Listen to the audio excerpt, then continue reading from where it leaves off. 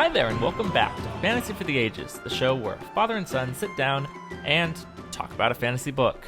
I'm the son of that equation, Zach. And I'm the father, Jim.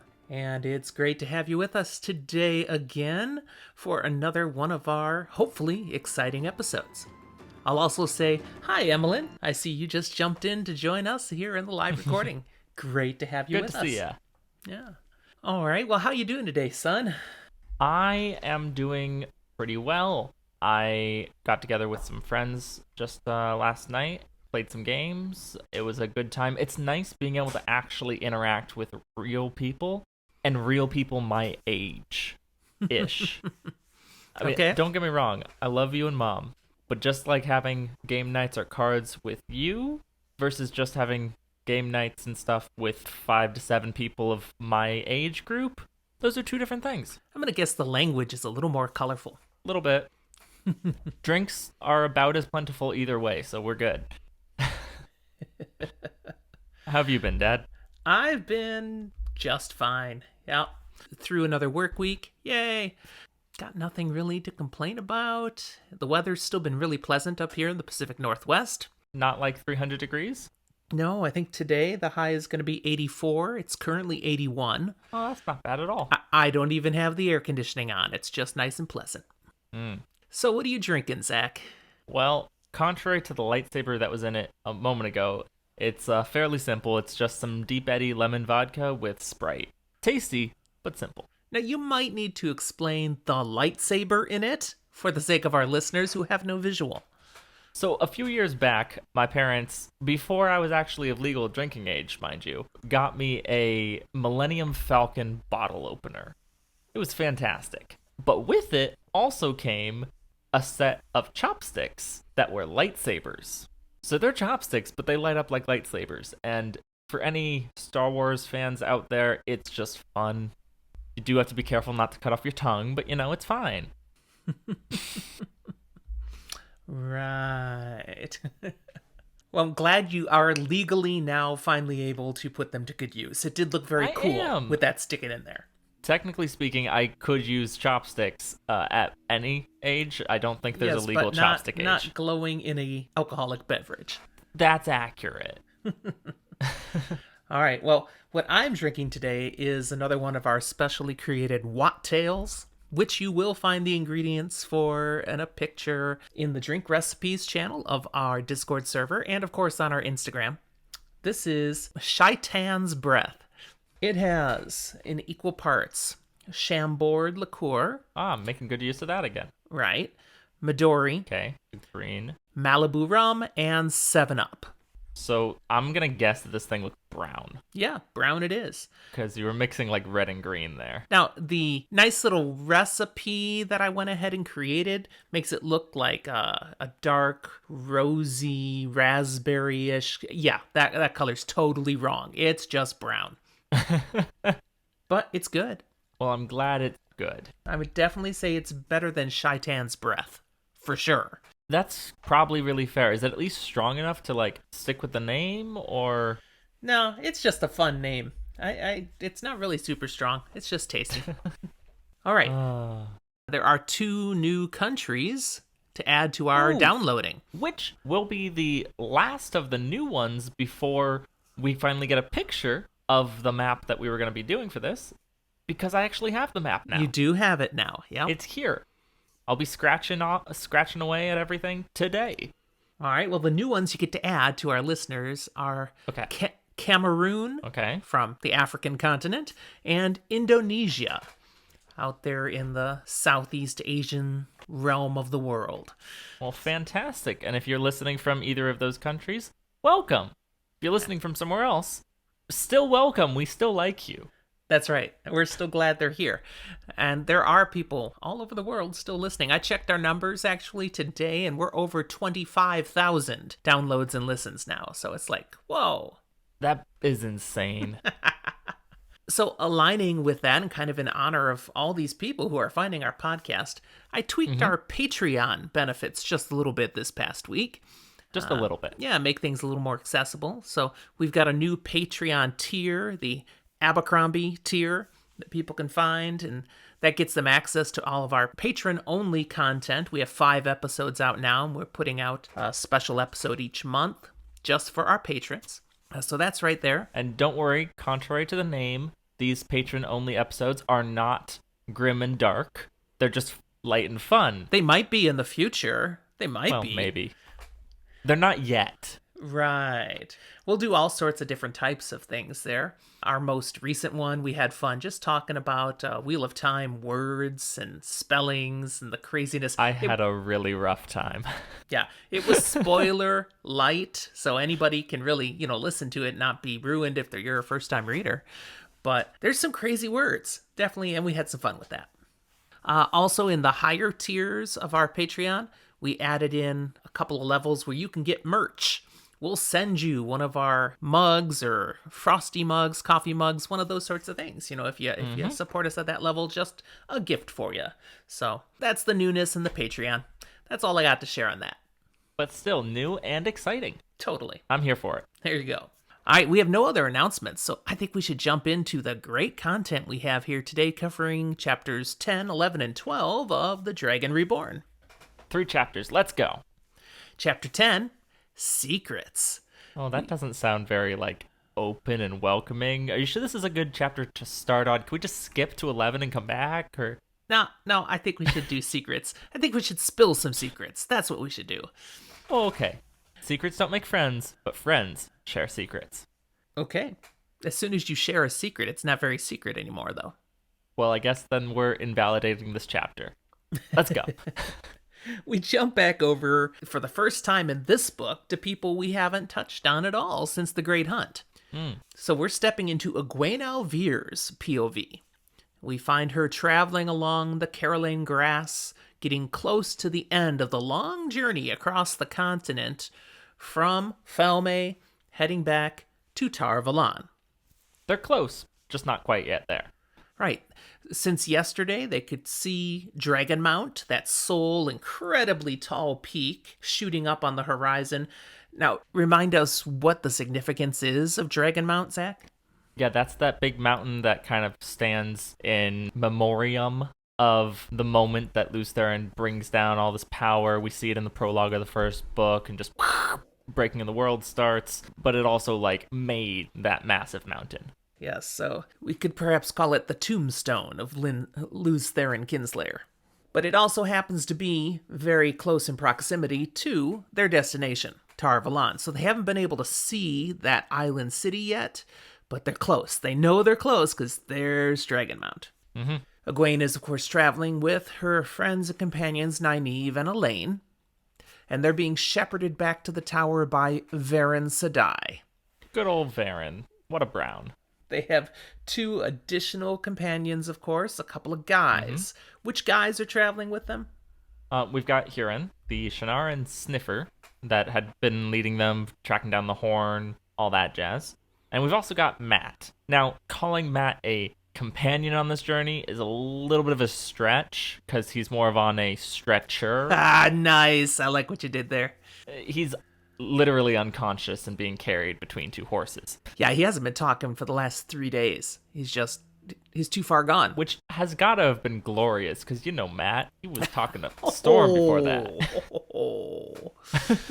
Now, Robert Jordan gives us some refreshers here in his storyline through just things Egwene is thinking, as well as through conversation amongst characters, to remind us of some key things about these people and some of the things that they've gone through.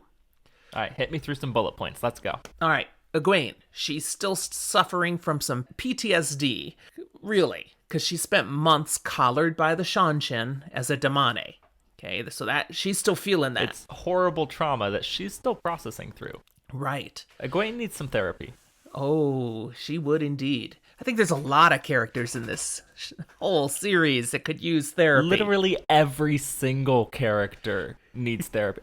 I don't care which character you're talking about. I don't believe there's a single character in this series that doesn't need some good therapy. I mean, Rand could be someone's sole client. Just right there. Just with what he's been through so far. Remember, not spoiler light, so. What else we got? Egwene is believed to be a dreamer. This is referenced again. Mm-hmm. And that's a capital D, so a talent. And she's been troubled on this trip by dreams of Rand. In all these dreams, he's running. He's running towards something. He's also running away from something. So she doesn't know what, but there's running, running, running.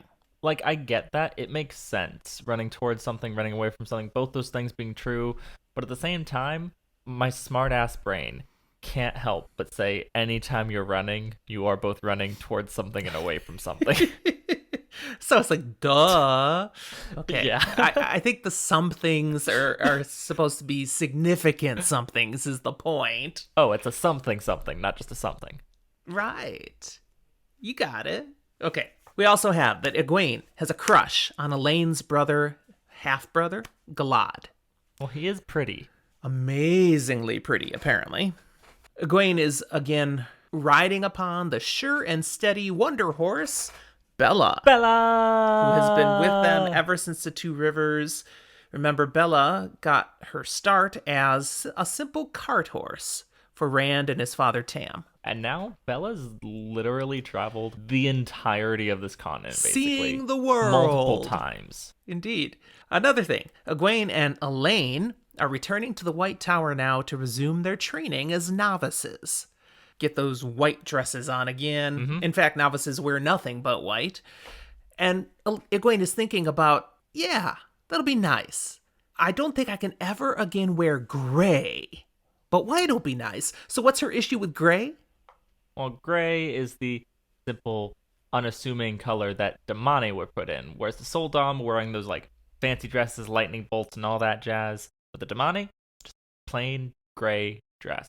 The white, yeah, it's boring. It's showing you're a novice, but it's not gray. And anything to escape that trauma, let's do it. Okay, so I mentioned there Egwene and Elayne. Now, of course, there's Nynaeve, and we get reminded... She's not a novice. Right, we get reminded she left as an accepted, so she'll be going back to continue her training at that level. That's her intent. Nynaeve is, we're also reminded, the former wisdom of Emond's Field, but she's left that well behind now. That feels clearly. At least 2 books ago. Yeah, she's clearly training, committed to become an Aes Sedai. If only out of spite. There's still a little of that going on, yeah. Another thing we're reminded of, Egwene is still trying to fully let go of the plans to marry Rand. I mean, that was her destiny back in Emond's Field, and she's kind of at peace with it, but still kind of not. I felt like by the time we got to the end of the last book, it was kind of a, okay, both characters have kind of let go, but we're still constantly getting reminded in their thoughts that this is more of a letting go, not they have let go. It wasn't a singular choice, but rather a journey of time where you have to process through being willing to let go. That was almost elegant, Zachary. Well done. I pretend to be that sometimes. Nynaeve, we're reminded, is in love with Moraine's warder, Lan. We were reminded of his feelings for her in our last episode, very comically. As wisdom, Nynaeve used to listen to the wind, retelling... Okay, my notes just betrayed me again. Retelling? What? Foretelling the weather. I guess forecasting would really be the normal word, but... Was she a meteorologist? Impressive. In their setting. And most wisdoms did that, but they were like reading signs of actual air pressure and the way the wind was blowing. They figured things out. She, however, was already tapping into Saidar back then. She was using the one power as a wilder, untrained, so she was really good at it. Now, her power has clearly developed because of her training as an accepted and then her real-world usage. We'll talk more about that later. So she still listens to the wind. I just heard the monkeys in my head. Listen to the band, but listen to the wind. Exactly, you got me. Okay. I gotcha. So she's listening to the wind, but it's not really wind anymore. Her sense for that is like she's sensing... What is it, like a gently gusting puff of air? I don't know. She's sensing like danger.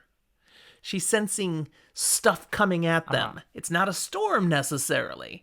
So that's what's developing for her. She has a vague spidey sense. Ah, yeah. Not bad. We have to think of a better term in-world for that. Spidey sense isn't going to work. Do we? I mean, we aren't in world. We could don't go need this. her Nynaeve Ooh. tingle. What's the... Neither of us are going to pull this out of our brains right now, but maybe Emlyn in the Discord will have it in her brain. So there is a word in the old tongue for the tangled weavings of a web within the pattern that happens around Taviran, and I don't remember what it is right now. Wow. Loyal describes it. I want to say there's a chapter in The Eye of the World titled it, but I don't remember what it is. We'll have to get the research team onto that if Emmeline doesn't come up with it then, okay? The greater research team. Like everybody who listens to this and goes, dudes, it was blah, blah, blah. That's fair. Okay, mentioning all this about Nynaeve and her still listening to the wind, it ties in here because she's sensing it right now.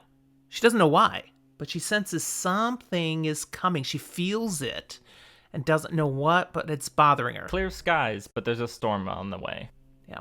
Varen Sedai, we get a reminder of her that she's Brown Aja, and she's led them quickly across the continent, primarily by keeping under the radar. She's not dressed all full, hi, I'm an Aes Sedai. I mean, she's kind of staying down low, and that's how they've done this all along. I feel like it helps that she's Brown Aja, because it means she has, like, probably some brown clothes somewhere in her wardrobe that she can wear. Probably. And it's a little bit easier to just, like, blend in to country folk in brown than it would be in, like, bright pink. Yeah. Oh man, I cannot picture Varen in bright pink. That reminds me of her being like a fairy godmother from Sleeping Beauty. That's what Varen would look like in bright pink. You know that one? Yeah. That would totally... Okay, that now is Varen to me, not Merryweather or whatever her name was in Sleeping Beauty. That's Varen. That's how she looks. Merryweather with blue one. I don't know. Periwinkle, Merryweather, whatever their names are. Clearly, we're not Disney princesses ourselves. No, and it's not a Disney podcast. Fans, but not princesses. Okay, Varen also, we want to tie in here, this moving across the country quickly was for a reason. Remind us why they needed to move fast. Well, as we saw a moment ago, Matt's unconscious. He's dying. Yeah, clearly deteriorating. And seemingly the only way and place to protect them or heal him would be at the White Tower. So they gotta get him there. A couple final reminders here in the narrative are about Huron. Mm-hmm. He's been helping them avoid trouble along the way through his sniffing ability. Remind us about that sniffing ability. What's that mean? He smells violence, specifically violence that has been done, and it takes really two forms. One, smelling violence in a location where it happened, and then two, it clinging to the people that the violence was perpetrated by. So as it goes in a direction, you come across an area that smells kind of violent or something, you can tell they went that way. Let's not go with them. We're going to go a different way.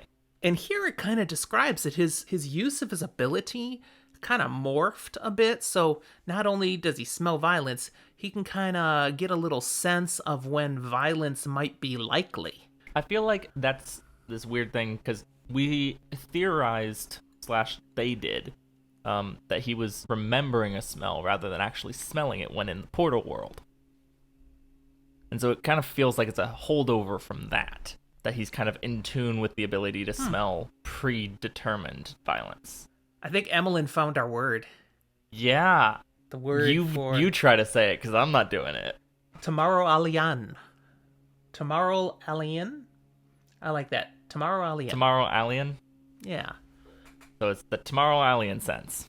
Just start with a T and then go to the M and somewhere you get to the sense eventually. Yeah, maybe we should just stick with the Nynaeve tingle. No. We're not having tingles. That just feels dirty. I don't like it. We're not that kind of podcast, Dad. Emmeline likes the tingle. There you go. I'm bringing it. The tingle.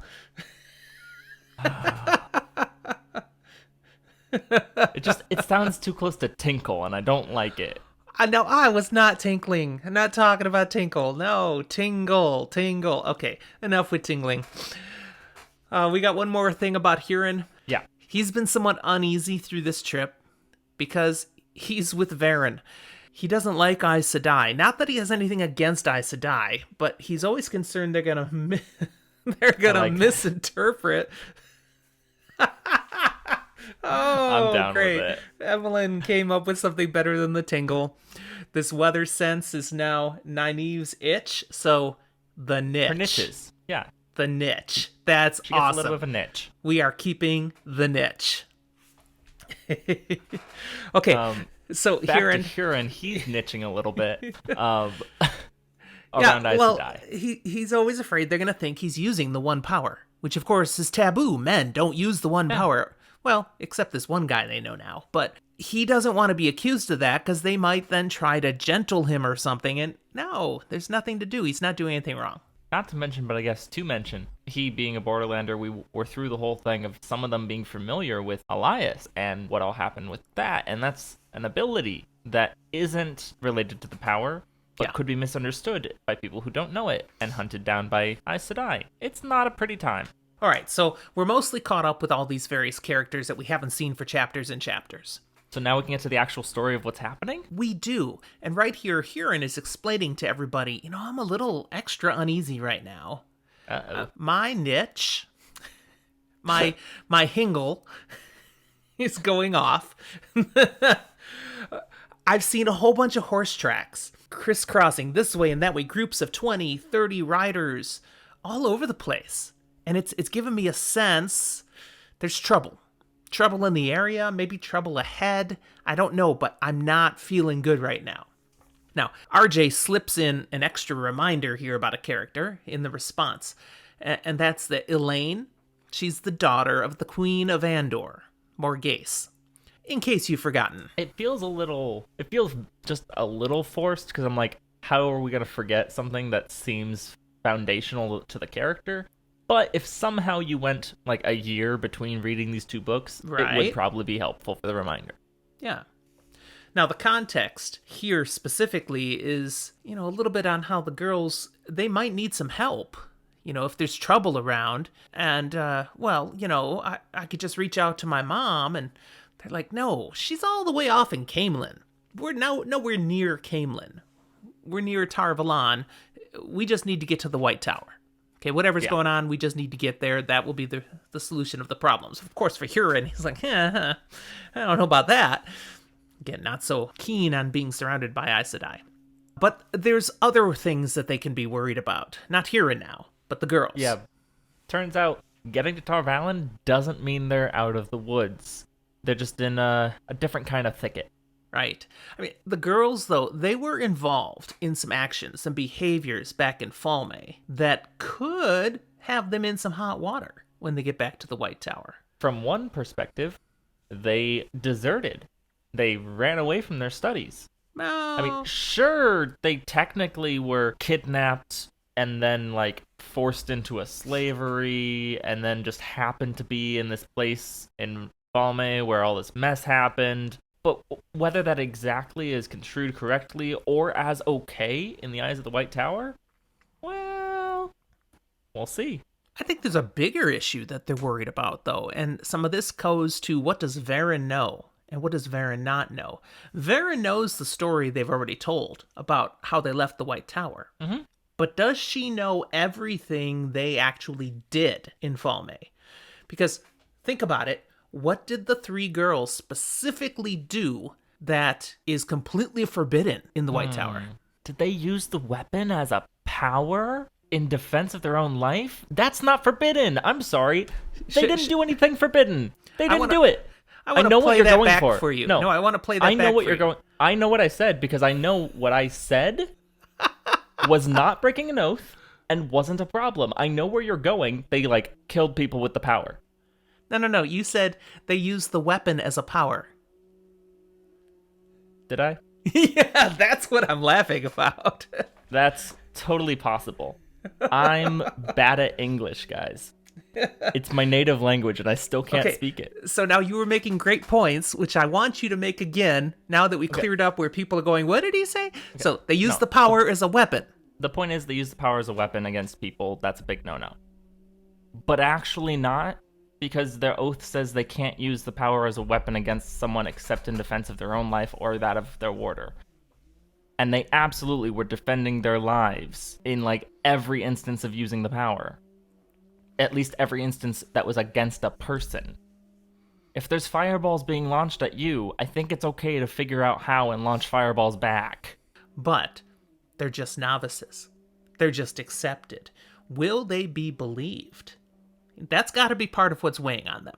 Yeah, but let's go a step further. They haven't sworn any oaths yet. They did get told, live your life as if you've sworn them already. No, exactly. They haven't been allowed to swear any oaths yet. And if they've done behaviors like this, and the White Tower doesn't approve, maybe they'll never be allowed to swear any oaths. Maybe they'll be kicked out of the tower.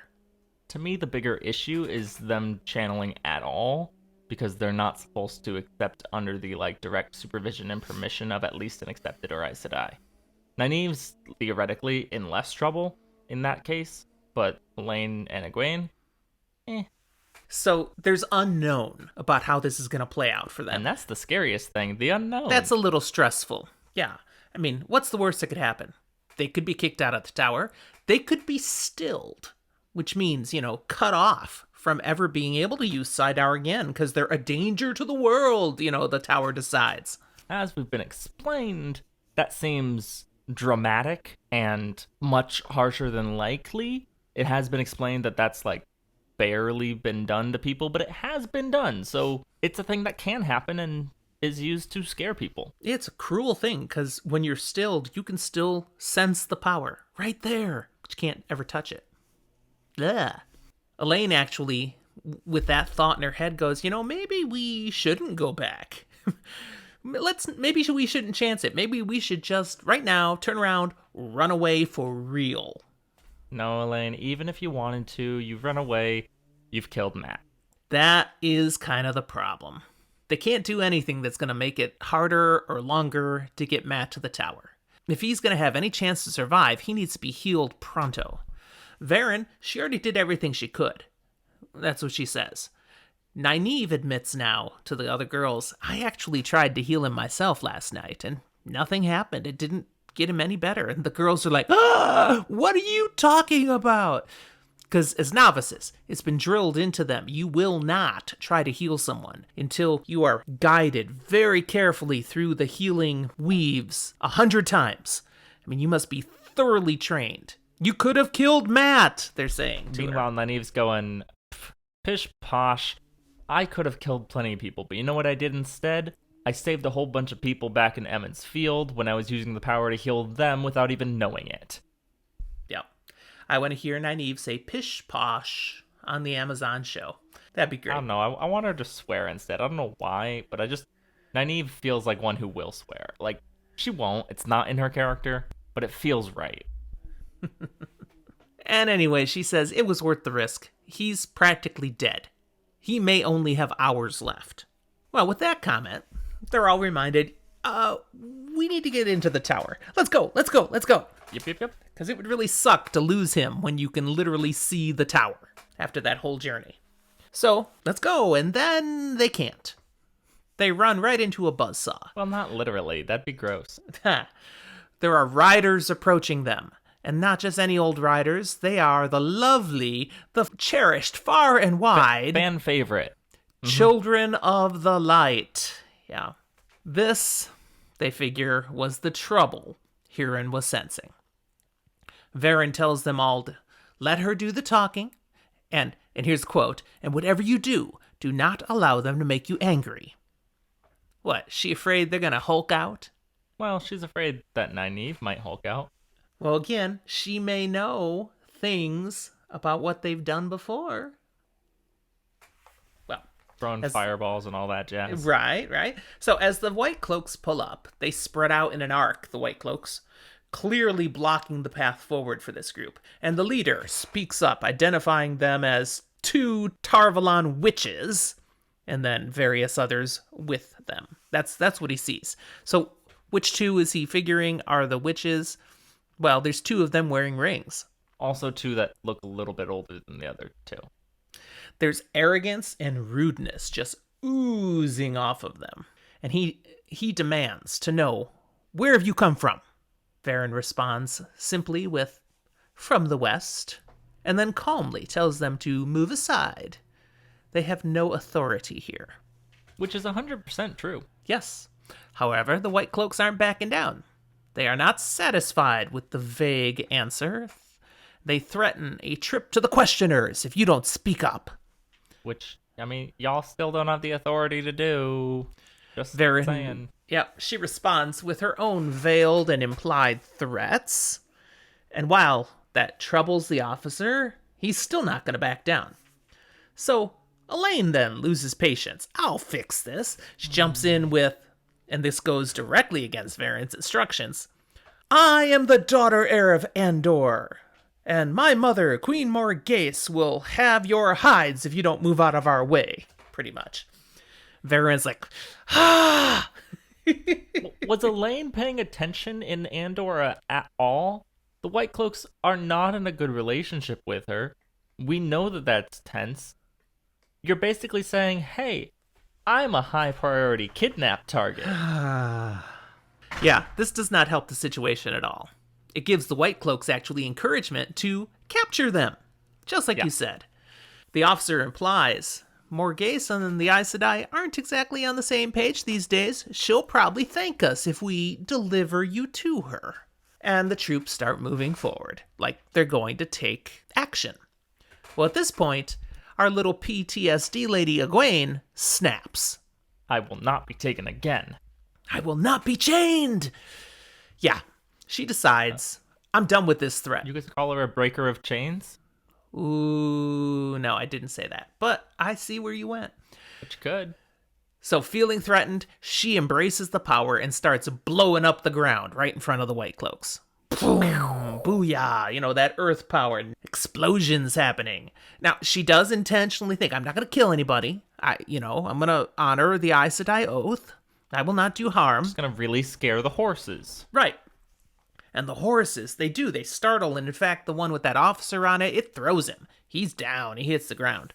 But then other explosions start happening too around them, and Egwene is surprised and realizes, oh, hey, Elayne and Nynaeve joined the party. So they're all blowing up stuff, and those White Cloaks, they end up getting their horses in control, and they take off, except, of course, the officer, because his horse takes off. Now, he's just by himself now, standing there, staring them down. Huron, he's staring. Not staring him down, he's just staring in astonishment. He's like, holy crap, what just happened? I mean, I'm pretty sure I'd be staring in astonishment or running for my life if the equivalent of, landmines started exploding in front of me. Mm-hmm. Varen, she's staring. She's a little astonished, but she's also really angry. She is peeved. What the heck? Let me just sum up the rest of what happens here. Mm-hmm. The officer, as I said, he's not backing down. He's got no soldiers now. He doesn't even have a horse. But he's still staring at them. He's still angry, ready to threaten them. And he doesn't look shocked that they did this to him. As if he already believes in his heart that the Aes Sedai, just dark friends, these three oaths, they're just lies. So see, this just proves what I already know, that you would do this to us. Mm-hmm. Because this officer is our old friend, Dane Bornhald. Hi, Dane. And he's already been visited by good old Jarrett Bayar with the news of what happened out in Falme and how Aes Sedai killed his father. Aww. Remember that twisted story? You're not right, but you're not wrong. But so this is what Dane believes. Poor guy. So he knows Aes Sedai do things like this. Now, Varen, she reads the girls their rights for using the One Power in violence against the White Cloaks. It's an abomination. And the girls are like, hey, we feared for our lives. So just like you said before, Zach, we were justified. And we have to do this. But here's the problem. You feared for your life. You weren't defending your life.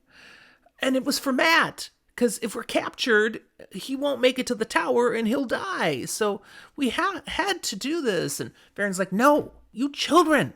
She insists, I could have talked our way through this. They're just a bunch of bullies, these White Cloaks.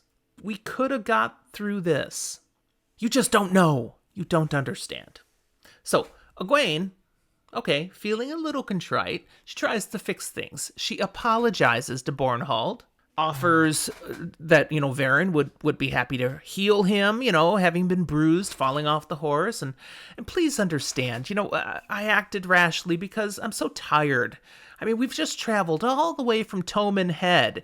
Wrong move. Uh-huh. Unknown to these 3, 4, 5, however many you want to say count in this conversation, Dane does know, or at least knows what he thinks he does. And so he hears Toman Head, Aes Sedai, using power. You killed my father. Prepare to die. Yeah. I'm disappointed in us. He's now looking at Varen trying to count her fingers. I see 6. I see 6. Well, he's just one man facing against the power of Dark Friend Aes Sedai. There's really nothing he can do. He's standing there all threatening, but Varen is like, okay, child, whatever. And they ride their horses around and leave him in the dust. Varen chides Egwene as they move along for her loose lips, saying, you must learn to control that better if you intend to earn the shawl of an Aes Sedai. You can't just talk. If they weren't going to be in trouble before, they probably will now. Perhaps. Now, again, Varen's response to how they use the one power there does not bode well for how their reception will be in the White Tower if everything they did back in Falme comes out, because much of their actions there were justified in the same way. It's likely that at the very least, they're not going to be able to be sitting for a while. Yeah, they got this thing about spankings. That's a whole nother issue. We'll talk about that some other episode. Okay, as they approach one of the villages outlying Tar Valon, Varen says the most ominous thing to end the chapter. Okay. Now you must truly be on your guard. Now the real danger begins. Which I think is kind of poetic in a way, because politics. And let me harken back to last episode when Perrin tells Min, at least you're going to Tar Valon. At least there you'll be safe. We hear quite an opposite story here. We've heard about Black Aja. We've heard about just Aes Sedai that are mean. And political agendas within the tower itself. So it's not a nice place if you are not careful with your tongue.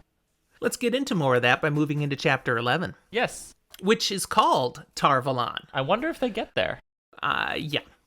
We pick right up with our company entering this small village by the name of Darine. I have no idea. I don't want it to be Darien, so we're going to go with Darine. It sits at the base of one of 6 bridges over the river Aranon that lead into the island city of Tar Valon. 3 on this side of the river, 3 on the other side. At the base of each bridge, there's a little village, just like this one. Little town. And we get a wee little history lesson. You want to sing? I'll let you sing. No, it's just full of little people, that's all. These towns, they've come and gone many times over the years. Yes. With wars, the Trolloc Wars, Arthur Hawkwing, different things that have happened. We've heard in the past Tar Valon has never fallen, but that doesn't mean that the surrounding villages haven't fallen. The entire area has been completely ransacked. It's just those bridges that help the place be defensible. Yeah, it's easy to keep people off the bridge. Those are real little points that you can choke protect. Points. Choke Kill points, boxes. exactly. However, a whole little village just sits at the base of it. Collateral. So yeah, they've been wiped out a number of times. They always get rebuilt because it's a place for people to gather. Now, as they move through the town, they see it's kind of a bustling place. People are going about their business, but they also see a higher number of armsmen, of Tar Valon guards around. It's almost like, are they worried? Are they gearing up for another one of these wars? Is something happening that we don't know about? Perhaps we'll find out. They head to the bridge. Now, this bridge is described a little bit. We're not going to go into it deep, but I just want 2 key points. Okay. All the bridges are huge. They stretch a half mile across the river. Both in length and in width, they're big. Yeah, they're not a half mile wide. No, but they are big. Yeah, they're big It's not bridges. like one cart across or something. No. And they are unsupported bridges. They're stonework that just it's kind of a marvel of engineering that there's nothing holding them up in the middle. They stretch that whole half mile over open air. quick reminder, it's kind of like Whitebridge, except a lot of them around this area. Yeah.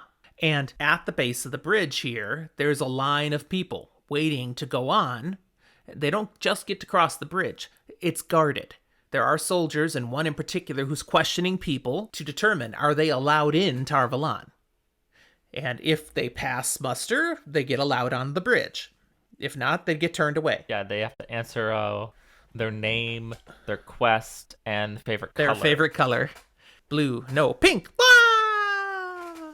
This whole line, yeah, Varen and her crowd just pass right by. They cut the line. They go all the way up to the front. Nice to be a VIP. Now, this soldier who's running this, he's all business. A little gruff, but he's not, like, mean or anything. He's just all business. And then he looks up, what's this? People cutting, and then he sees Varen's face. Oh, wait a second, an Aes Sedai. Welcome, sister. Yeah. Just wave them through. You're good. Just go right on ahead. You guys are all good. Exactly. But before they cross the bridge, Varen pauses and asks a few questions of the guard. Now you get this whole line of people waiting to get in. I just imagine everybody in line is grumbling. It's like that one person who they like skipped the line for fast pass reasons or something with Disneyland, but then stops to like talk and kind of complain and ask questions about the ride and its safety before going on it. And so the line just keeps getting bigger instead of actually moving. Yeah, so there's a sense. I could get that. But she's an Aes Sedai. She gets to do what she wants. So we learn a few things from the questions that take place here. And specifically, we learn the White Cloaks in the area. Yeah, they've been a nuisance. They're trying to stir up trouble at all the various villages. But they haven't actually been doing any battles. It's not like there's fighting or war going on. They're just being a pain. They're really good at that. They also discover rumors have reached here, Tar Valon, of a new false dragon out in the west. And that Archer Hawkwing's armies have returned from the dead and are following this false dragon. Oh, are they? Yes, and this false dragon, he killed a lot of White Cloaks and he destroyed the city of Falme in Terabon. Well, some of those things are kind of true. Also, the rumor has it that Aes Sedai are helping the false dragon. Again, you're not entirely wrong. So, a couple of things that this points to. One is it kind of surprises Egwene, Nynaeve, Elayne that all this news is here already of any kind. And that had kind of caught up with them in that confrontation with Dane Bornhold. Mm-hmm. You know, they moved as fast as they could, but other things like news moved faster. Egwene didn't figure there'd be any real issue mentioning they'd come from Tillman Head. But yeah, the news did come faster. Now, how could it come faster, Zach, if they went as fast as possible? Well, a couple of things. One, they went as fast as they possibly could.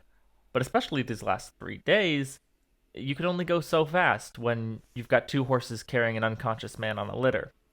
2, there are other ways in which news can actually travel, including those who saw the massive thing in the sky and stuff from a distance and just were further to start the journey, or send pigeons or whatever with messages here and there, or just literally have people who are different people riding faster for different reasons, who one person makes a small journey that's only a day's worth and then it passes to someone else instead of one person who has to make multiple trips. Yeah, it shows a little of the naivete of these young girls. They just don't get how that might have happened. Information moves faster than people, period. Yep. However, one thing that's not moving quickly right now is the people, which is notable because Varen stopped to talk. Yeah, and it's irritating the people. It also irritated Egwene. Yeah. Because she's like, we have to get Matt into the tower. Why are you stopping for questions? That moment when we look and go, we could ask this question in an hour, but Matt could be dead in 5 minutes. Yeah. So... Now, there is another thing significant to point out here. The fact that the rumors have it that Aes Sedai are helping this false dragon, that actually comes from one of those people back in line who just shouts out there, yeah, we heard the Aes Sedai are helping him. And Egwene's like, no one would have ever said something like that when we left. Something's changed. If somebody had made a comment like that, the townspeople around him would have tarred and feathered him, ran him out on a rail. Instead, nobody blinks. I mean, as it stands, that guy's probably not getting across the bridge. Um, it's like yelling bomb at an airport security. Or fire at a movie not going to theater. go very well. Varen does respond to these comments, these concerns, these worries. As you mentioned, there's some nuances of truth in all of that, but it is very messed up. But Varen responds in a perfectly subtle sister fashion, just stating a few seemingly simple statements. Falme still stands. And it isn't even in Tarabon like you heard. Don't believe everything that rumors bring to you. That's it. She deftly passes right over comments about a dragon or Aes Sedai doing things. Nothing. Doesn't mention it all. And here we go over the bridge. The Tarabon one feels dirty because we know it's in the no man's land. But it's not in Tarabon. She's right. It's arguable as to, is it not? And it's dirty. Well, they're over the bridge now. All right. They're moving through the city, heading towards the tower. And Varen, again, urges silence from the girls. And she ominously notes that rather than feeling comfortable returning home, she says, I always expect trouble, and so should you, in the tower most of all. You must, all of you, be more careful than ever now. And with another admonition, Varen says, once we enter the town grounds, hold your tongues and accept whatever happens. Whatever happens. You know nothing of what awaits us in the tower, and if you did, you would not know how to handle it. So, be silent. Why do Aes Sedai always be like, hey, I'm not going to tell you about this stuff because you can't handle it or something? Right? It's just screaming this again. When telling someone would actually probably help them handle it. Why not communicate? She actually is saying, like you just said, I'm not going to communicate because you wouldn't know what to do with it if I told you what's coming. That's arrogant. Maybe you don't know what I can and can't handle. Right. Maybe you do. Maybe you Aes don't. Sedai apparently feel they know better than everyone else. What gives them the right? Now, Varen is not a young Aes Sedai. So we do get the understanding she's got, a couple hundred years on her. She's got some perspective, maybe. No, but just still. because you're old and seemingly have perspective does not mean that you know better than people or you magically know what people can handle or not. Is she right? Maybe. We'll perhaps know, or maybe we'll never know. Probably not. Finally, they do reach the square of the tower grounds, and at this point, Huron says, yo, I'm out. Okay, he does it a little different than that, but he does bid them farewell. He's not comfortable going any closer to the White Tower. It's like, yo, Matt, smell you later. He has seen them to their destination. Though Varen offers him a place to rest in the tower, I'm sure we can make rooms for you, he begs off. He says, I'm just going to actually head to North Harbor. I'm going to catch a ship. I need to get back to Shannara and report to my Lord Agilmar, and with King Eazer, and let them know what happened out west. Let them know Rand, that he has proclaimed the dragon has been reborn. That a whole bunch of other soldiers have sworn off their oaths and are following him now. Sorry, you're not going to get any of those men back. The world is a changin'. So Huron exits stage right. The rest of them, including Matt on the litter, approach one of the gates into the tower square. Now, Varen, she pushes back her cowl, showing very clearly now to everyone, I'm an Aes Sedai. She leans down, speaks softly to one of the guards. And he kind of jumps and looks at the girls with surprise on his face. And then he responds, as you command, Aes Sedai, and takes off into the grounds at a run. All right, that's a bit sus. A little bit. Egwene's like, what did she just say? But no, Varen's not talking. They all move into the grounds. They head over towards the tower stables. Grooms come out and take their horses, and even the ones that the Matt's litter is on, like the horses are taken away. He's just left lying on the litter on the ground. The girls are like, okay, so we're going to do something now, right? Well, at this point, Sheriam Sedai comes out. Do you remember who Sheriam is, Zach? I know you do. Mistress of the Novices. Yes. The one who beats bottoms. And she's got 3 accepted with her and 2 male laborers. Sheriam's first words are to Varen, and they reveal a lot. She says, They're not to Varen, they're to Varen. yes, to Varen. She says, so you have brought back our 3 runaways, Varen. With everything that happened, I could almost wish you had not. She's a little runaway. Egwene starts to refute that. We did not. And Varen just holds up her hand and says, be silent. Yeesh. You got librarianed. Would you take a moment, Zach? Unpack for us. What can we infer from Sheriam's statements as well as Varen's shutting Egwene down like that? Clearly, whether due to misinformation or just denial on certain things, there's a general consensus in the tower that they ran away. Egwene was about to say more than she should, and Varen's really ticked that they still aren't listening about the shut up orders. There's one other element here I'd poke into. Go for it. Where Sheriam says, with everything that happened, I could almost wish you had not. So something has happened, something big that makes it where she's like, it might almost be better if you hadn't ever come back. What? It's unclear from that statement whether it's talking about something they did, something that's happened in the world, something that's happened at the White Tower. It's really unclear. Yeah, it leaves you wondering, and you want to know more. So, we can be sure more will be revealed eventually, but we're not getting it now. What we see next is Matt being taken away by those 2 men. They clearly knew he was there, that's why the muscle was sent out. Mm-hmm. They're gonna go take him out behind the woodshed. No. No? No. No? Varen notes, okay, this boy is dangerously ill, and it's even dangerous to others. Take him somewhere where he will be isolated away from everyone. Put him in quarantine. Pretty much. Don't take him for healing. Okay, so, okay. The girls are still mad, but we can't say anything now.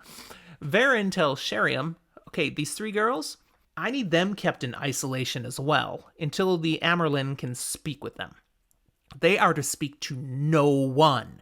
And Egwene, she senses, it's her POV, remember, that Varen's really saying that to remind them again. Don't talk. Honestly, this feels like a gift to the 3 because they won't necessarily have to if they're kept isolated. Right? Varen doesn't trust them not to talk, and for good reason, because every chance they get, they've been failing. Now again, and I feel like this is the word of the episode, ominously, Varen says, their rooms ought to do. Cells shouldn't be necessary. I'm like, what? You just think everything Varen says is ominous. But I'm like, locked away in the cells was on the table? Where did that come from? Varen then hurries off, so the girls are left in Sheriam's care. And she doubles down on that command to silence, unless specifically asked to answer Aes Sedai for something. And if they break this, they will be punished soundly. Now, of course, you mentioned before, Mistress of Novices, it's her job to distribute punishment. So she definitely is the right person to be threatening such things. Mm-hmm. She also goes on to vent at them a little bit. How dare you run away? You have such potential. And we don't have enough novices to start with, or even accepted with such potential, Nynaeve. And you just leave and go traveling, and then come wandering back, la-dee-da, like you can just pick up your training? The nerve! She's clearly appalled and somewhat disgusted. Now again, we know this is not what happened. No, but Varen is clearly planting rumors. Sheriam's been fed a line, and she's bought. She is bitten onto the hook completely. Hook, line, and sinker. And the girls are to be silent and, remember, accept whatever happens. Just go with it. That's what they were told. So, here's what happens. Sheriam calls out one of the accepted of those 3, Elayne, and directs her to take them to their rooms and keep them there until the Amyrlin seat says otherwise. And they are to get nothing but bread, cold broth, and water. Hot mush again? No, not hot mush. Cold mush. And if they speak a word, you are to take them to the kitchen where they can start scrubbing pots. And then Sheriam leaves. Now, this Elayne, as Emmeline put in the Discord, she's a meanie. Totally. Mm-hmm. What a jerk. She clearly has no patience for runaways, and she has a general disdain for wilders in the first place. So even though she's an accepted, like Nynaeve, she's looking down her nose at Nynaeve, and she even tries to provoke her. Oh, yeah. To try to get her to speak. She's goading him hard. Because she's goody-goody. If I can get her to say something, she's stuck in the kitchen doing pot duty. I mean, it's bad enough that the other one with her there is like, yo, back off. Leave him alone. Yeah, it's really petty. Come on, Foulane. But the other one who, steps up and tells her to back off is Theodrin. And she steps up to Nynaeve and says, I also am, disappointed you ran away, but I'm not going to try to trick you into punishment. Come on, I'll take you to your room. We get some bad cop, good cop there. We do. And instantly, we're led to really dislike one of them and kind of like the other. Nynaeve is gone now. Elayne, Egwene, they're stuck with the other two. Mm-hmm. And they're going to get led then to the novices' quarters. Egwene can't help but think this sour Foulane, she's going to be Red Aja. Again, Honestly, Red is being probably pegged right. as not nice. The nasty Aja. They're the Slytherins of Wheel of Time. Ouch. As a Slytherin, I resent that. But it's true. It just, feels that way at this point in our narrative, for sure. So at this point, yeah, it's just Red is evil. But, like, not actually evil, just mean. So off they go. Egwene grabs Elayne's hand as they follow to their quarters.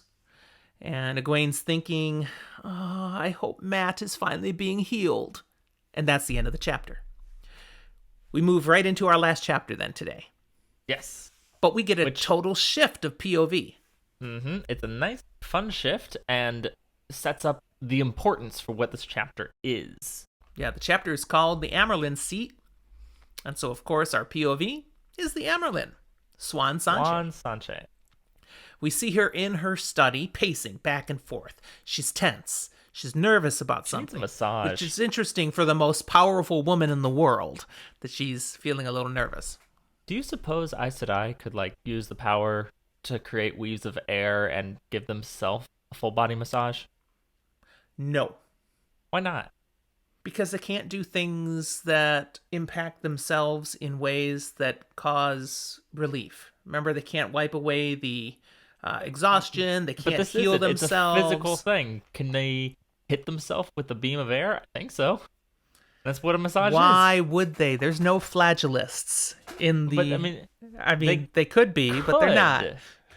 I don't know. Maybe they can. Totally could, and I don't think we see it done, at least not to this point. This opens up a whole nother level of all sorts of pleasurable things they could do with the one power for themselves. I wasn't going to take it there. I was going to leave our listeners to take it there themselves.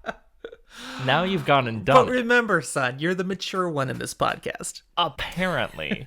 Disappointingly so. All right. Why is she nervous? We don't know entirely, but some of this is going to get revealed pretty quickly. One thing we do learn, though, as she's pacing back and forth, is she's looking at a box, this special carved box sitting on a table in the middle of the room, and she's thinking of all the secret documents that are inside it that she's had prepared for the variety of contingencies that might come along. Again, we don't know for what things might be, but we learn that this box is specially warded. So if anyone other than Swan opens the box, all the contents will flash to ash. Heck, the box itself might combust. Have you ever played with flash paper? Yes. And by played, I mean totally used responsibly in a theater setting. Whoosh. That's what I imagine this would look like. Just like a little spark and whoosh. Yep, pretty much. So whatever these things are, they are so deadly if they get into the wrong hands. She's made it sure there's no way that will happen. We might call them highly flammable documents. That's bad. I worked hard on that. Come on. Yeah. Sometimes you remind me that you're my dad. That's only sometimes, huh? Yeah. Okay. Oh, so sometimes I'm so cool you forget I'm your dad and we're just friends hanging out? No, sometimes I'm the mature one, and so unfortunately I have to forget that you're like 30 years older than me. Only 29. Only 29. Okay. And a lot.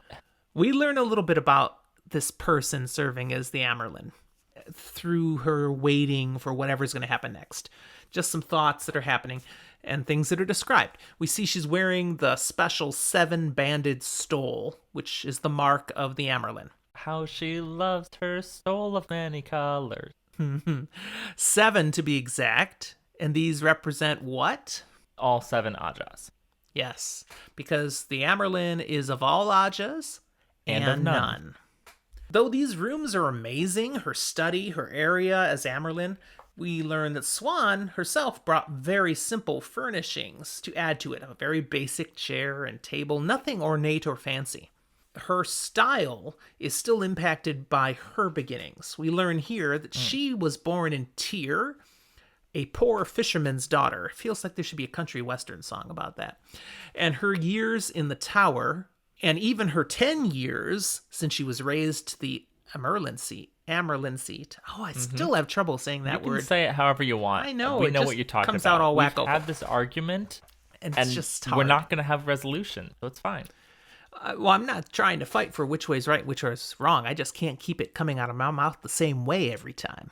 That's fair. I can't keep normal, boring words coming out the same way. So, Anyways, her tastes have not changed. No. Her humble beginnings leave her with very simple taste, and luxury is not something she's comfortable with.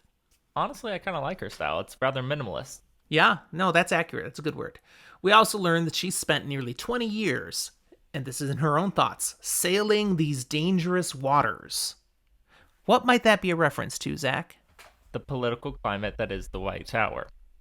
And yet, there's something else that's been going on for about 20 years that I think it could be referencing. That's also kind of the double-sided thing of, they talked about being in this own conspiracy thing to find the dragon, she and Who's Moraine. they? Yeah. She and Moraine. I was getting there. Oh, okay. And there's someone else who also is kind of in on it now. In now, but hasn't been for 20 years, and that's No. that Varen dropped he's the dragon, right? Bomb back in Valdara. Right. And she's thinking, okay, I need to be really careful now. Like more than ever. Because one slip, I'll be back on the docks in Tyr working the fishing boats. That'd be kind of a fall to go from Amyrlin seat to measly fishmonger. I don't know. Something tells me she's unlikely to end up back in Tyr as a fishmonger. At this point, Lyanna, the keeper of the Chronicles, which is, her vice president, second most powerful person in the tower, but basically her personal assistant and right-hand sister, steps into the room, announces Varen is here, and Siuan, send her in. And go ahead and leave us in private. Go ahead, close the door. Now, that is unusual. That's like, I'm sorry. You kicking me out? Fine, but In almost all don't situations, the keeper is present when the Amyrlin meets with people. the two of them meet people together. We have seen another time where she asked Lyanna to be outside, and actually it was another meeting with Varen. But Moraine and then Varen joined them. Back there also in Valdara. Yeah. So why would she kick Lyanna out here now? What would be a good reason, possibly? Maybe because they're going to talk about that thing that might get them still. That thing at that place. And they really didn't want With those people. Lyanna to be complicit. Well, it does tell us she's not brought her right-hand sister into her inner circle. No, we knew that hadn't been the case previously. We know it's still not the case. And if I remember correctly, they did make the point that it wasn't that they don't trust Lyanna, but rather, if things do go south, no need to have another go down with them. Sure. So Varen enters. She's carrying a leather sack under her arm. She's here to share vital news, but not before the Amyrlin seals the room against eavesdropping with the one power. Now that surprises Varen. Nobody back, before Varen left last, nobody would have dared to use the one power to eavesdrop on the Amyrlin study. So she's like, ooh, what's that about? And Siuan's like, well, much has changed since you left. So again, something's Honestly, happened. Something's changed. I feel like it's just like no one wanted to admit that people might do that. People might still have done that, but it's like wouldn't be a commonplace thing that you would expect. But remember, sisters can sense when others are channeling. So if someone was channeling to eavesdrop, they would have noticed. Maybe. And that's part of why nobody would think to try. They would have been caught. So, yeah, someone might have wanted to, but they wouldn't have. Okay, what do we, the readers, learn from Varen and Siuan's conversation? Well, first off, of course, Rand al'Thor has proclaimed himself the Dragon Reborn. And Siuan's like, oh, thank goodness. Yeah. Siuan notes the pattern will no longer abide false dragons now that the real Dragon Reborn is there, and therefore she can almost nail exactly when that must have happened. Because there were 2 other dragons, false dragons, out and about at this time. There was Mazrim Taim up in Saldaea, and there was one in Tyr. I don't know if we ever learned the name of that one, but it's not really that important because something happened to that one. Well, both of them on the same day, and Siuan is guessing this is the same exact day that Rand declared himself the Dragon Reborn. They were both in battles in their various places, and suddenly a vision appeared, briefly, up in the sky. We can guess what that vision probably was. And it startled them and their horses. Both these false dragons were flung from their horses, hit the ground, knocked out. All their followers then fled, and they were captured. The one in Tyr was executed on the spot. Yeah. The one in Saldaea, there were sisters involved. Because I guess the one in Tyr couldn't actually channel.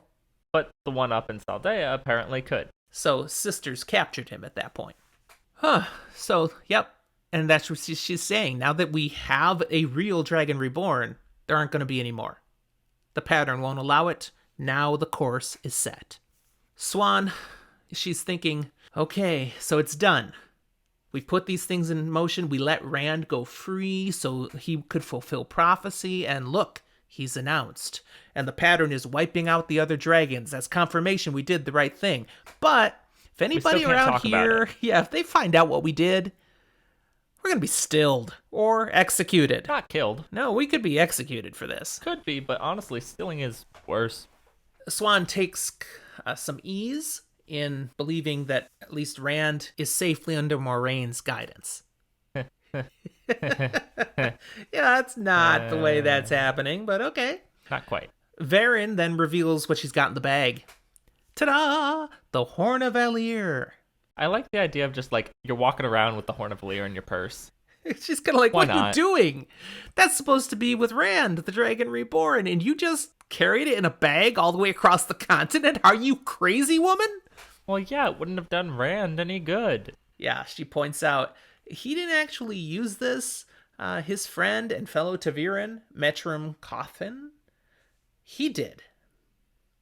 Matrim, sorry for you. Yeah, I just... Matrim Cothin. Metronome Cothin. And this young man, who's very, very, very sick, needs to be healed or he's going to die. Remember, you already helped us once before with that Shatter Logoth dagger thing? Well, he's on his deathbed now, literally hours from dying. He's the one who actually blew the horn, so it's just a horn now for anyone, even the Dragon Reborn, so long as Matt is alive. Now, if you don't do anything about his need for healing, the problem will go away in just a few hours. As you've pointed out many times this episode, it's quite an ominous thing for her to say. Indeed. And even more ominously, she doesn't decide anything at this point. The Amyrlin. She just says, well, let's just put the horn away somewhere where only you and I know, and we'll think on this. Like, we're going to hide it, and then we'll decide sometime in the next few hours before he dies. Yeah, I hope you don't take too long deliberating. Like, oh, I decided, let's save him. Oh, 5 minutes too late? Oops. Oh, the wheel weaves as the wheel wills. Too bad. If only there was something we could have done, but we couldn't make up our minds yet. Now, Siuan is ready to move on to what she thinks of as important topics, but Varen goes, wait, one more thing. The Seanchan. Siuan's like, what? I heard they left. And yeah, okay. Varen's like, yeah, they did. They fled in their ships, but I don't think we're done with them. They'll be back. See, they had proclaimed themselves as the Forerunners, or those who come before. Before what? And they talked of the return, Oh. reclaiming this land of theirs. I think we're going to see more of them coming. But Varen, are you sure you don't have the foretelling?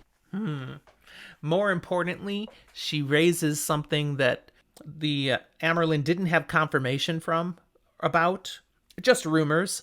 What is it she tells them? Varen confirms about the Shan-Chen and what she saw them doing in battle.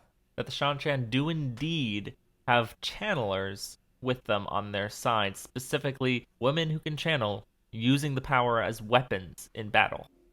Yeah. And that is not something we do over here. That is not allowed. But they are. And that's where the rumors are spreading from. Because the people over here are the only ones they believe who channel our Aes Sedai. So people are assuming Aes Sedai are now using the power in battle against normal people. This is a problem. And sticking to the fish references that we will grow to love out of Swan, she mentions that there's bigger fish to fry. More or less. Yeah, we might have issues with the Shan-Chen in the future, but we can't deal with that right now. Instead, we need to deal with these girls. And Varen says, yes, what do you plan to do with the 3 girls? And again, ominous response. This is Swan. The quote is, before I am done with them, they will wish they could go down to the river and sell themselves for fish bait. Now, seat yourself and tell me everything those 3 have said and done in the time they were with you. Everything. End of chapter. That's both, 100% true and incredibly misleading. It is. Very much so. But we can't tell our listeners why yet. Not right now. We're kind of left hanging, actually. There has clearly been more stuff that has happened in Tar Valon since the girls were whisked away by Leandrin and Sedai, but we're just given some hints. Unfortunately, that's also where we're going to leave everybody today. They have to wait till the next episode to find out what might have changed here in Tar Valon. We will be going into a quick spoiler zone in a moment, but... Yes, so if you are a first-time reader, somewhere in these next couple minutes would be a good time for you to leave the room. Yes. But before you go, we do want to remind you that if you're enjoying what you're listening, help us out and tell other people about it. Give us a rating or review wherever you listen to podcasts, especially Apple Podcasts. They've got that nifty little star tool, and you can just go ahead and click 5 stars. Tell people, hey, check this one out. Or you could click 1, but we will publicly and privately shame you. And we'll probably cry. I might cry on podcast. That too. Yeah. And if you want to talk to us a little bit more about what you're thinking, interchange with us, we've got email, FantasyForTheAges@gmail.com. Send us a message. Jump into our Discord and talk with us in person. Very interactive and pretty quick responses there. I've got a link for that in our show notes, so you can hop right into our Discord server. There's all the regular social medias, right, Zach? Yes, Twitter, Facebook, and Instagram. The most common of those for us to use being Twitter, and the one where you'll find all of our booze being Instagram. That's right. If you are really entertained by Fantasy for the Ages, you've been with us for a while, you might want to check out our merch. So I've got a link to where you can get your own Fantasy for the Ages coffee mugs and frosty mugs. New creations by Jen. Great stuff there. I've got some myself. Good quality material. And we sincerely value and appreciate all of our patrons who support us through Patreon. Absolutely. So there's a link there, too, where you could check out how you could become one of the official supporters of Fantasy for the Ages. Do things like Elayne has been doing here, interacting with us during the live recordings. People jump in all the time to be part of these, and they make the episodes better. So that could be you at the basic beginning tier of our Patreon. This could be you. And there's other things you get as you go higher up. So that's it for now, except for the spoiler room. So again, first-time readers, bounce out now. The spoiler room. Do you have a D20? Dude, I do. Where'd you get it? I Did you bought go out and buy a set. Did you get a nice metal set? Metal set, they change color. All right, I guess I have to pull out a metal set to match then. I do. I have my own D20, so we can roll to see who's gonna spoil first. I'm proud of you, you big nerd. It's a really nice one, too. It just showed up today. All right, so here we go. Ready? Yep. I rolled a 19. Baby! First roll with this dice. As a DM, I rolled in true style and rolled a 5. Yes. All right. So quickly, my full spoiler. I want to talk about Varen's deeper reasons Thank goodness. for keeping the girls' mouths shut. Go for it. All right. There is a lot more going on related to people who know what's really going on. And in full spoiler perspective, Varen is our double agent. Varen's working for the good side, but she's also Black Aja. Wait, really? Yeah, so she's working for the dark side, but she doesn't want to help the dark side more than necessary. So she walks this little tightrope. She knows if it gets known just how much the girls know, just how much the girls have done, they're dead. They will be dead. Yeah. And so she wants them quiet. She wants nobody to have any reason to suspect them of anything more than just 3 runaways that she managed to corral. That's the best way to keep them safe. It's the best way to help the light. Varen can't officially help them, but she can help them by not saying things, not doing things. This is the best she can do. So that's her deeper reason, I'd say, for her saying, zip it! Be silent! She's trying to not get them killed. I am okay with you claiming that because I know you firmly, truly believe that. I think you're correct that it saves their lives. Whether or not that's her biggest motivation, it might also be self-preservation and like they end up being targets. Does that make her a target as well? Yeah. But that's not the thing I get to spoil. All right, what are you going to spoil? I'm going to spoil something that I didn't see coming, actually, in this series, because it was like a 10-book later payoff, and that's that Huron went off to go inform Lord Agilmar. Yeah. To go tell the Borderlands of what's been done and all that. And 10 books later, or something, it's maybe not exactly 10, it might be only like 9. But way later, we see the Borderland nations, because of this message and the telling of what's been going on, and then the more news from the area, coming down in full force and being like, yo, Rand, we got a bone to pick with you. Don't ignore our customs and prophecy. It's not 10 books later. It's much shorter. It's pretty close. Because this is book 3. It's like 6 books later. And if you include, it's not 6 books later. No.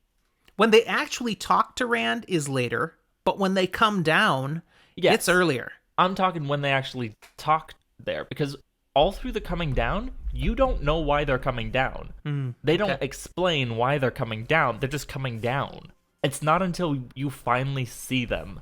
And all is revealed. 2 times, Rand screws it up, but then comes back later and goes, I'm sorry. I was an ass. And kind of insane. But, like, he fixes it. Kind of insane. Eventually. He does, actually, in a pretty major way. And I'd say the best part is that he's an ass to Huron, but he fixes it and, like, apologizes to Huron, and Huron's just like, no, Rand. Lord Rand, you're good. You're fine. Yep. So, Flamingo Sadai is with us here now and is basically confirming both of what we've said. I love it. It's great. I didn't have to go check. All right. Well, good spoiler, Zach. That works for me, too. Huron, he still plays a role. He exited, but he makes a difference. He did not walk himself right out of the story. He just took a break. All right. Well, that's where we will stop with this episode for today, then. Again, thanks, everybody. Hope you enjoyed the spoiler room as well, and we will talk to you next time.